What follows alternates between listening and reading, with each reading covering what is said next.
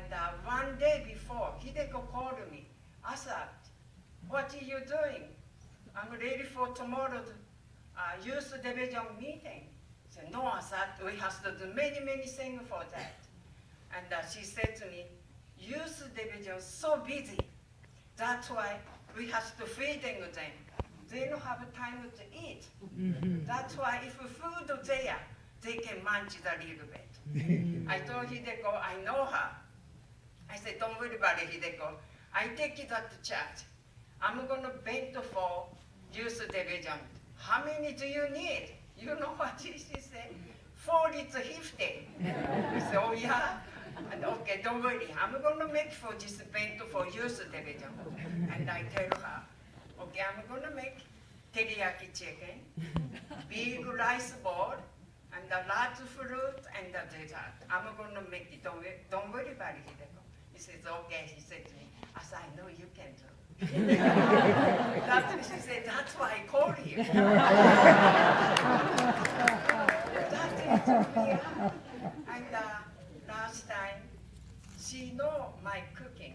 She liked my cooking food. And March first peace prayer, that time, I made for korokke, Japanese. She loved my korokke.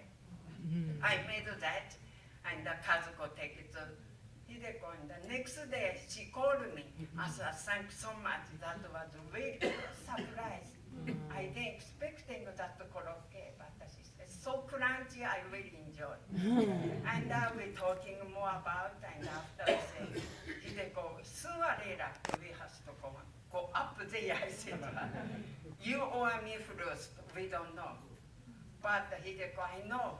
We do together something even after this. And then we go up there, or I say, back to Berkeley telegraph. We was really laugh about that. And I said to her, take care of Hideko. I'm making you April. I'm going to make you surprise. That's why, take care of yourself.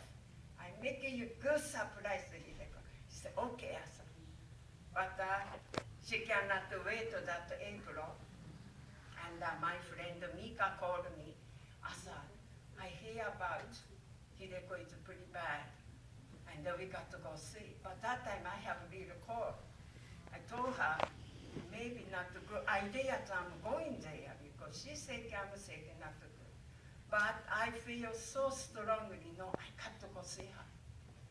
And I called her, she was already close to my house, driving, going to freeway. But when she hear me my telephone, you turned and come pick up me. And we went to hospital, but Takeshi said 5 minutes ago she passed away. And at that moment, I went straight to the Hideko. I touched her cheek. She was so warm, just she's sleeping. And I said, you didn't promise me you should be waiting until April. And I said to her, and we are all 7 people there. And we are chanted together. We put the bead and prayer book, we all sanshou together. And after that, the 2 doctors stopped by. And the 2 doctors said, I'm so sorry, we didn't save Hideko. But she was tough lady. Really, doctor said that. I said, wow, Hideko, even doctor know you little while, still they know you strongly. And all we are smiling together. We know what that means. Hideko is practice showing last minute she fight for practice, you know. That I said, wow, Hideko, I'm going to do the same way. Don't worry about it. And I said to her, we're going to see Berkeley telegraph again. Okay, thank you.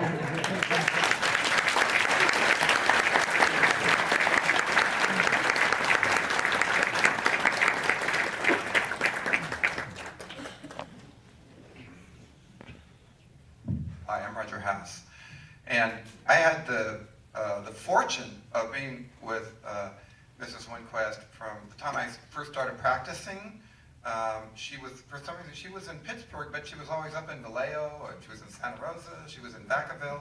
She was everywhere, and always encouraging. It seemed like every person she was encouraging, and she was very strong, and she would tell you the truth, but she had a big heart.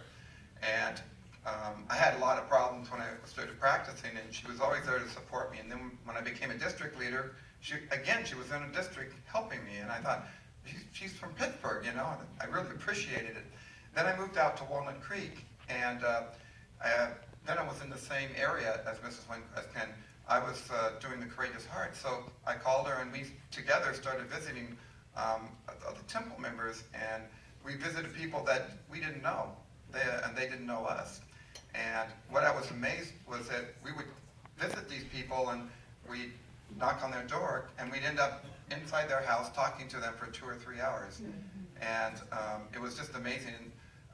One particular person knew that we were with the SGI, and she told Mrs. Winquist, I'm not with the SGI. I don't want to be with the SGI, and I'm not interested in anything you have to say. And so we were going to leave. I was on crutches, and so I turned around to go, and Mrs. Winquist poked her head into the woman's, the front door, and she says, "My, you have a beautiful house." And all of a sudden she invited us in, and we talked for a whole hour about her life. Anyway, and then on the way out, she said, "Can we do Sancho?" And then she said, "Can we come back and chant with you?" "Oh yeah, sure." So she has an incredible life condition that just, that impacted everyone. And the last thing I want to say is that 3 weeks before she passed away, I got a call from her, and I was sort of struggling, and she said, "What's wrong?" And she talked to me for about 5 minutes and encouraged me. And that's how I always remember Mrs. Winquist, is that she was always there for other people. And that's the last time I ever talked to her.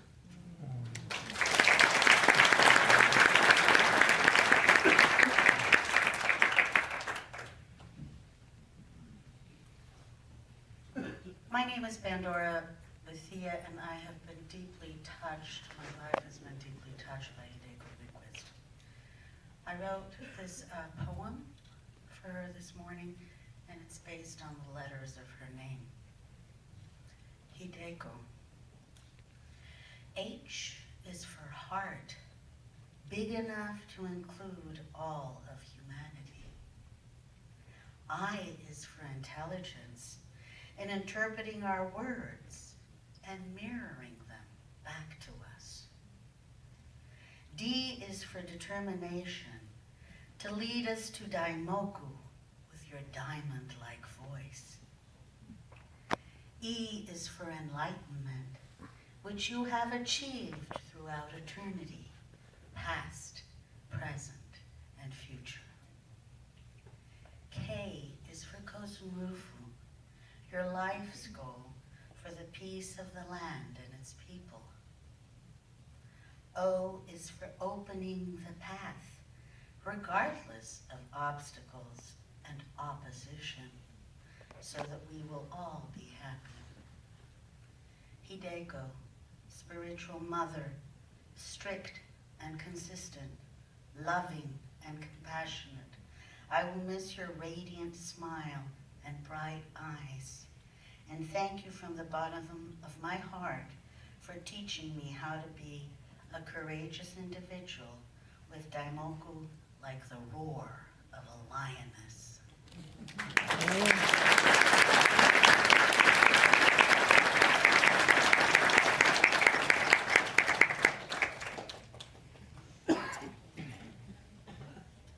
Good afternoon. First, I'd like to express my heartfelt condolences to Mr. Takeshi Koike, who devotedly supported his dear aunt, Mrs. Hideko Winquist, and her husband, Mr. Donald Winquist, like their strong son. Like many of you, I have many deep and beautiful memories of our beloved Hideko Winquist who will live forever just as she will. I first recall seeing her some 40 years ago when she and one of her leaders had been assigned different, somewhat less prominent responsibilities in the SGI. Instead of being discouraged or resentful, Hideko stood in a wonderful, erect posture and said resolutely, "Well, we can still do as much Geishu, introduction of Buddhism, to others as we like." She and I did many more activities together after 1990 when she was able again to practice base activities in Pittsburgh.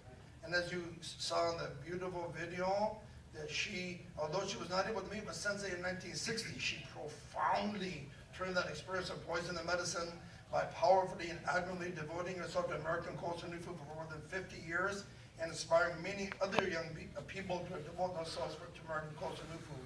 As you also saw there, she always loved telling that experience when she met Sensei in Japan, and that she said because of that encounter, she determined to support Sensei throughout her life. She also would tell people that Sensei had told her face-to-face in 1965 or perhaps 1967 that she should be more bright, and she always strove to practice this advice. I will speak to you frankly. I think some people thought that Hideko could be rather tough. And I think there might be some truth to that statement. However, as people are sharing, as you can see, she was also sweet as sugar and honey so much of the time. As you know, she and her husband, the late Mr. Donald Winquist, did not have children of their own. Just as Sensei warmly encourages such couples, the two of them lovingly supported so many members as their own children, without a trace of self-pity or envy or jealousy or complaint, pouring out their loving kindness and offering their time and home for meetings and so much food after the meetings. I believe that our beloved Hideko knew and practiced what Sensei taught, which is one thing he said. Sensei said that a line from a film has become famous. If I wasn't tough, I wouldn't be alive. If I couldn't ever be gentle, I wouldn't deserve to be alive. This sat down. Hideko deeply understood and practiced that with her life. And Sensei said that true kindness requires a backbone of strength to support it. And Sensei also says that in that same part that a person with neither strength nor kindness is like food that isn't sour, sweet, or spicy. Food with no taste at all. No one feels like relying on that kind of person. And I believe that that is and was Hideko, the perfect combination of strength and kindness. The Friday before she passed away, my beloved wife and I visited in the hospital. We saw Mrs. Kazuko Rollins and Tane Matsumoto and Richard Stanfield devotedly supporting her. At first, Hideko could not speak because she had not been able to eat.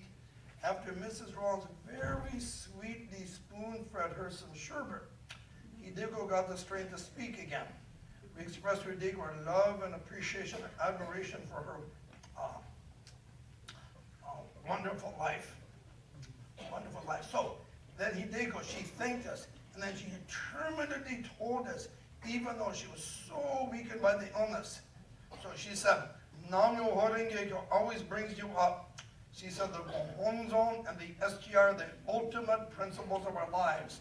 She said, pray to protect President Keda. I never forget watching her say that. She also strongly expressed her concern that members were not received by the temple. This I heard and witnessed.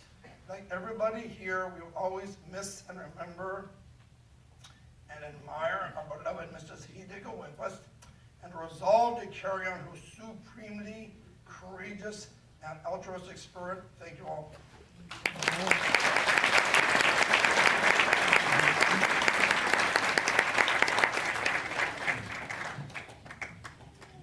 Hi everyone, my name is Nancy, and I had the most amazing opportunity to interact with Ms. Winquist for many, many years. And I really feel like I can say on behalf of the youth division that, we have the most amazing gratitude for her. And I realized, President Kira always talks about the youth, and the youthful spirit. And I realized, it has nothing to do with age, and I think she was one of the greatest youth members, ever around. And I know she would always, we were always so grateful for her because many times she would talk to the youth division, and then amongst the youth, we would be very worried, how are we going to encourage this person? What are we going to say? And then she would talk to them and she would just say something, and that none of us would dare to say it. And everybody was like, oh, really? Okay. So I just feel like that Ms. Winquist really embodied, our practice. And one time, as you can see through the pictures, it looked like she was frozen in time. She just always looked youthful, right? And I asked her, what's your secret? And she goes, go shakubuku, activities, and that's how I always had a smile. And once I had an opportunity to go on a Socosphere visit with her, and she went in, and then we're in the car, and then she come out like a few minutes later, and she was all smiling, and said, "What happened?" She goes, "Oh, they didn't open the door, but we'll come back again."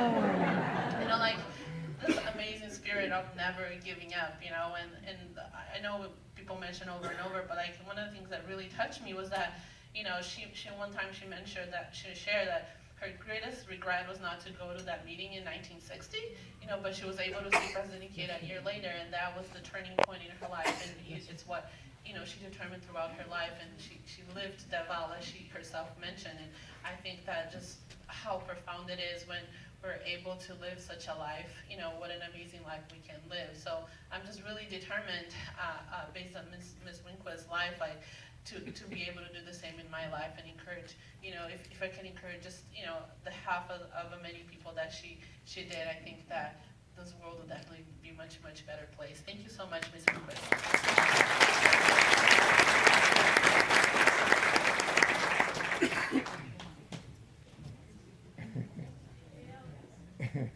Hello, I'm Alex. I've known Mrs. Winquist for almost since I was born. She's always cared for me. Whenever I came over, it felt like she tried to make me feel comfortable in her home. Yeah. And never stopped doing that. It's hard for me to say this, but it felt like she was a part of my family.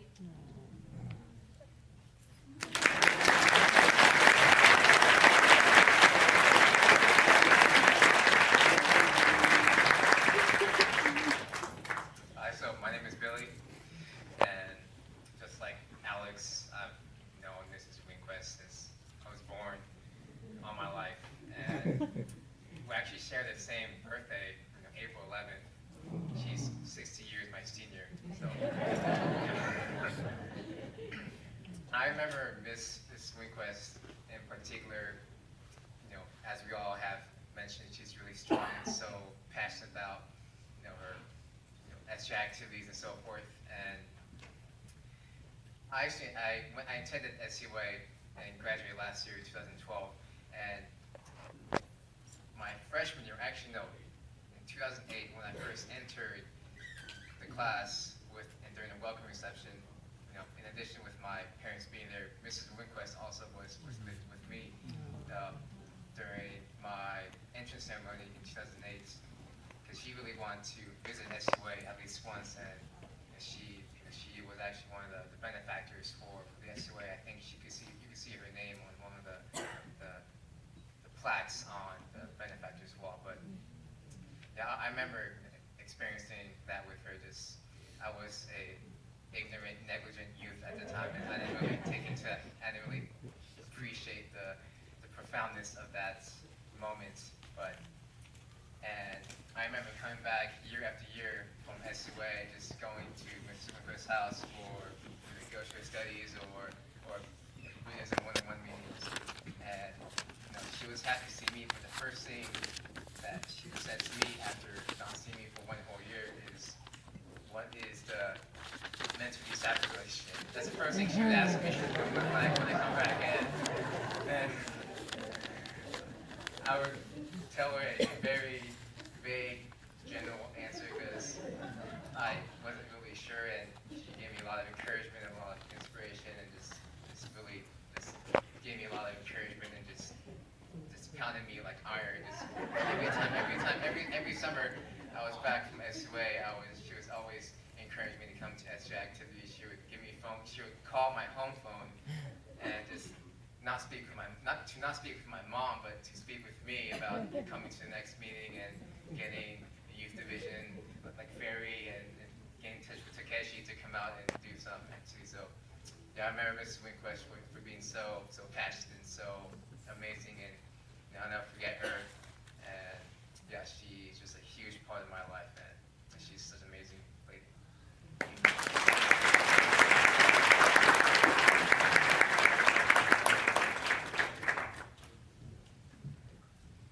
name is Ferry. I met Mrs.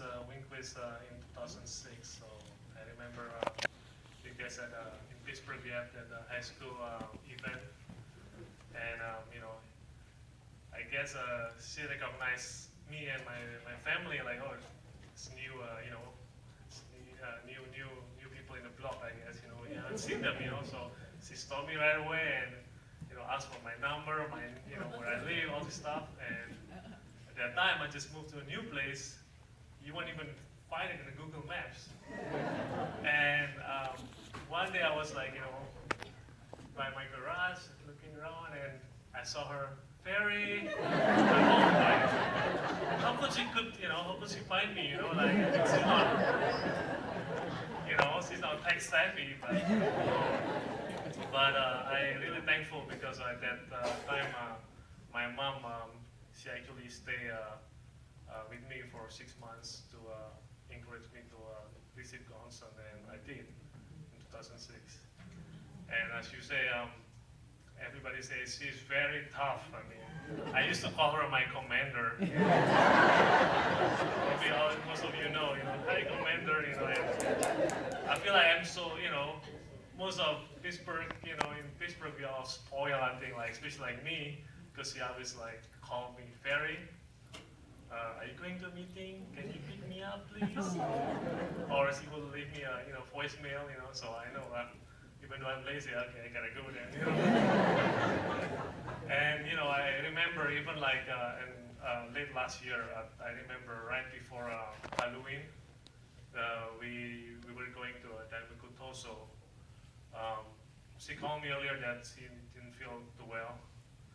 And then later on at 5, she called me, Ferry, I'm going. That's, she has like heart like a lion, So that was the last time I, took her to Daimikutoso. So, and I appreciate everything what she's done to us.